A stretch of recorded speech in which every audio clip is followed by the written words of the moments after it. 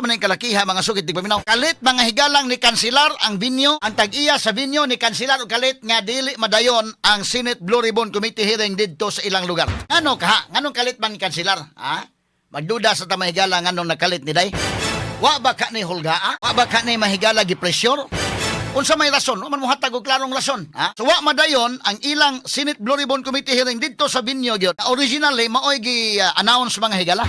Straight to the point. So nibalhin og laing binyo. Matod pa ang mga senador sa Cayetano Black nga musud unta gibabagan sab nga di makasud. Sa manay kalakiha mga sugid di paminaw. Damor magod nga babagbabagan, damor nga murag magkakuan hinon ang mga tawo mainteresado na hinon day. Kuryoso mga tawo ngano man gyud unsa may problema ano man nga ilang pug nga ni mahigala nga mosulti. Unya matod pa do na may mobali nga senador gikan sa Cayetano Black mo nga mobali mga higala diri sa Gatchalian Black, ha? Matod pa may galagi panghulga sad mga sugid di paminaw. Straight to So the point. makakuha na sila at least okay na. Ila na mahigala ang liderato. But as of now mahigala prangka lang yung pag-istorya.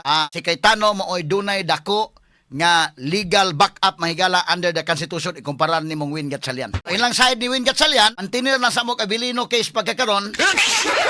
Atuuhon lang sa mga tao sa Abilino case, iduot yun, ipugos yun, mahigala nga mahaom ang Abilino case. Sige lang, pero karong hapon, siguruan na lang ninyo nga matrisi na yun. Kaya kanang Abilino case, mahigala bida. Tinlisura yun kaya mahigala imog yung iduot yun og maayo. Masako nang giingon mura nagsapatos mahigala nga di yun haom, imog yung ipugos, di naluthan ka.